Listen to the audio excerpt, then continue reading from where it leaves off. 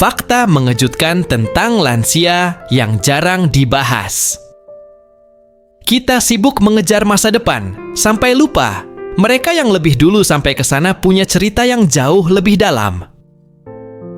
Bayangkan seorang kakek sedang duduk di beranda rumahnya, tersenyum sambil memandangi langit sore.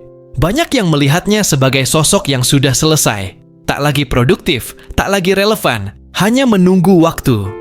Tapi apa jadinya kalau ternyata dia masih menulis buku puisi setiap pagi, masih menjadi tempat anak-anaknya bertanya tentang keuangan, masih mengajarkan cara mengolah tanah ke tetangga muda, masih menyimpan kenangan yang bisa menjungkir balikan pandangan kita tentang hidup. Inilah bagian dari kehidupan lansia yang jarang dibicarakan. Fakta-fakta mengejutkan yang terkubur di balik stereotip tua, lemah, dan tak berguna. Mari kita ungkap satu persatu. 1. Otak lansia masih bisa berkembang, bahkan lebih terasa. Banyak yang mengira bahwa memasuki usia 60-an adalah awal dari kemunduran intelektual. Tapi faktanya, otak manusia tetap bisa tumbuh dan belajar di usia lanjut. Fenomena ini disebut neuroplasticity, kemampuan otak untuk membentuk koneksi baru bahkan di usia tua. Penelitian dari University of Texas menunjukkan bahwa lansia yang rutin mempelajari hal baru, seperti bahasa, musik, atau teknologi, mengalami peningkatan signifikan dalam daya ingat dan pemecahan masalah. Dan jangan salah, otak lansia bisa lebih bijak karena mereka punya kekuatan besar. Pengalaman hidup. Mereka mungkin tak secepat generasi muda dalam menghafal, tapi jauh lebih piawai dalam mengambil keputusan yang berlandaskan kebijaksanaan. 2. Lansia lebih bahagia dibanding orang dewasa muda. Sebuah studi panjang dari American Psychological Association menemukan bahwa tingkat kebahagiaan justru mengalami kenaikan signifikan setelah usia 60 tahun. Mengapa bisa begitu? Lansia sudah melewati fase kompetisi, pencapaian, dan tekanan sosial. Mereka lebih mampu menikmati hal-hal kecil, lebih mudah memaafkan, dan lebih fokus pada makna. Mereka tak lagi mengejar validasi, mereka memilih damai. Faktanya, kelompok usia 65+ memiliki tingkat stres paling rendah dibanding semua kelompok usia dewasa. Jadi, lain kali kalau melihat nenek kita duduk santai dengan senyum tenang, jangan kira hidupnya membosankan. Mungkin justru itu bentuk tertinggi dari kebahagiaan yang selama ini kita cari. 3. Kehidupan seksual lansia masih aktif dan kadang lebih berkualitas. Topik ini sering dianggap tabu, tapi justru karena itulah penting dibahas. Kenyataannya, banyak lansia masih memiliki kehidupan seksual yang aktif dan memuaskan.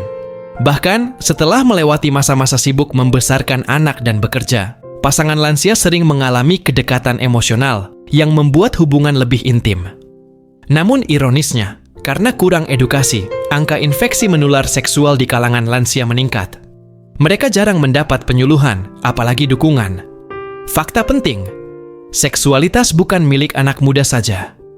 Ia adalah bagian dari kesehatan jiwa dan raga, tanpa batasan usia. 4. Bukan beban, banyak lansia masih jadi penopang keluarga.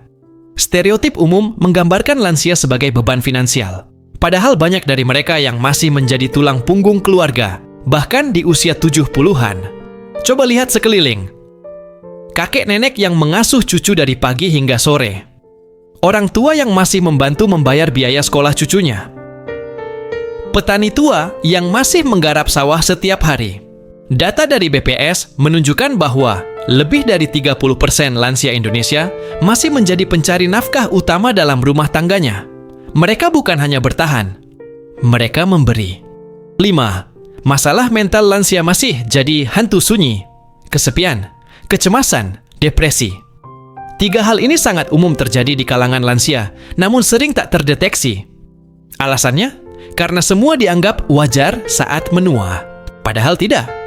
Bayangkan hidup setelah pasangan meninggal. Anak-anak sibuk dengan hidupnya masing-masing, dan peran sosial perlahan menghilang. Kesepian pada lansia dapat meningkatkan risiko kematian hingga 26%. Bahkan disamakan dampaknya dengan merokok 15 batang per hari. Dan yang menyedihkan, mereka sering tidak punya ruang untuk menceritakan kesedihannya. Karena masyarakat kita masih belum terbiasa memvalidasi perasaan lansia. Lansia bisa adaptif, digital, dan justru jadi influencer. Siapa bilang hanya anak muda yang bisa viral? Ada banyak lansia yang kini aktif di TikTok, punya channel YouTube, atau jadi selebgram karena gaya hidup mereka yang unik dan inspiratif. Lansia yang berbagi tips hidup sehat dan resep tradisional. Di balik itu, ternyata kemampuan adaptasi digital lansia jauh lebih tinggi dari yang kita duga selama mereka diberi akses dan pelatihan. Waktunya kita mendengar suara yang selama ini dianggap diam. Mereka yang berambut putih itu bukan sisa masa lalu. Mereka adalah buku hidup yang masih terus menulis halaman-halaman baru. Bukan beban, tapi aset. Bukan lemah, tapi berpengalaman.